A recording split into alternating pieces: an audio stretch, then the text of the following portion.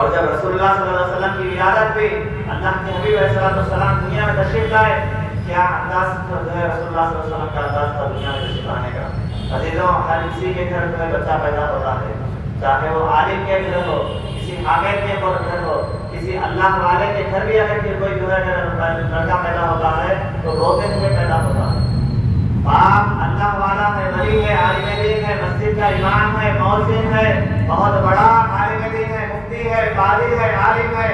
کامل ہے، لیکن اس کے گھر میں اگر بچہ پیدا ہوتا ہے یا بچی پیدا ہوتی ہے تو روتی ہوئی پیدا ہوتی ہے، وہ یہ جو ہے روتے ہوئے پیدا ہوتی ہے اور آتے ہی جو گندگی کے ساتھ پیدا ہوتی ہے۔ لیکن قرآن جاؤ اللہ رب العزت پر کہ اس نے نبی پاک صلی اللہ علیہ وسلم کو کیسی عزت عطا فرمائی ہے کہ عزیزوں، کائنات میں ایسی پیدائش کبھی صرف ایک ہی مرتبہ ہوئی ہے، وہ رسول اللہ صلی اللہ علیہ وسلم کی مخلوق پیدائش، جو ولادت رسول اللہ صلی اللہ علیہ وسلم کی ہوئی، کائنات میں ایسی ولادت کسی اور کی نہیں ہوئی ہے کہ جو ہر گھر میں جب بچہ پیدا ہوتا ہے تو گندگی کو لے کر پیدا ہوتا ہے۔ جب بچہ پیدا ہوتا ہے تو لہذا اسے نہلایا جاتا ہے، اسے دھلایا جاتا ہے، لیکن میرے حبیب علیہ السلام جب دنیا میں تشریف لائے تو کیسا روتے ہوئے تشریف نہیں لائے، بلکہ جب آئے تو زمین پر سجدہ کیا، ایسا سجدہ کیا کہ اللہ نے قیامت تک اس زمین کو پاک کر دیا۔ ارے رسالت آ رہے ہیں دنیا میں شان کے ساتھ کہ ساری دنیا کو، ساری زمین کو قیامت تک کے لیے پاک کرنے کے لیے آگے جو ہے سجدہ کرنے، ساری زمین کو قیامت تک کے لیے پاک کر دیا۔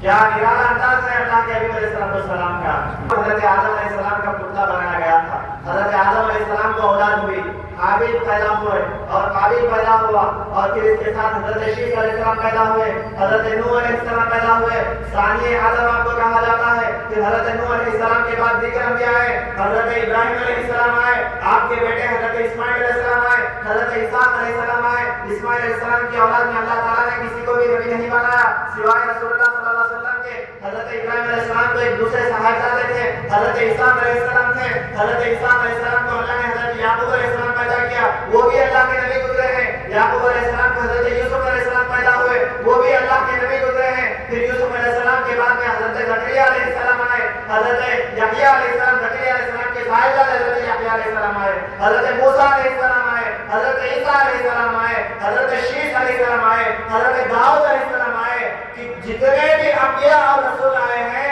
جن کی بھی ولادت ہوئی ہے، لیکن ان کی ولادت کے وقت میں یہ چیز نہیں ملتی ہے کہ ان کی جب ولادت ہوئی تو وہ سجدہ کرتے ہوئے پیدا ہوئے، ساری زمین کو پاک کرتے ہوئے پیدا ہوئے۔ یہ شرط صرف اللہ نے میرے حبیب کے ذمہ رکھا تھا کہ جب اللہ کا رسول، اللہ کا محبوب چہتا نبی جب دنیا میں تشریف لایا تو اس انداز کے ساتھ تشریف لایا کہ جب آتے ہی سجدہ کرتے ہیں، مصطفیٰ کا ماتھا جب زمین پر ٹکا تو اللہ نے ساری زمین کو نہ صرف پاک بنایا بلکہ پاک کرنے والا بنایا۔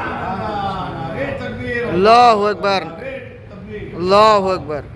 تاریخ کا مطالعہ کر کر دیکھیے، اسلام کا مطالعہ کیجیے، احادیث کا مطالعہ کر کر دیکھیے، قرآن کا مطالعہ کر کر دیکھیے۔ تیمم صرف اس امت کو دیا گیا ہے، سابق امتوں کو تیمم نہیں ہے۔ تیمم جو مٹی سے پاکی حاصل کی جاتی ہے اور مٹی کا تعلق زمین سے ہے،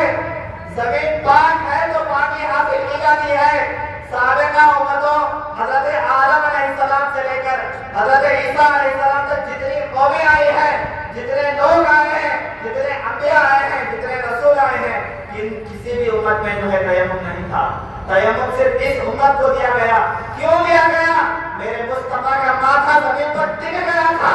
ولادت کے وقت میں اللہ نے اسے صدقہ کے ساری زمین کو پاک کر دیا، نہ صرف پاک بلکہ ناپاک لوگوں کو پاک کرنے والی زمین بھی بنا دیا۔ سبحان اللہ۔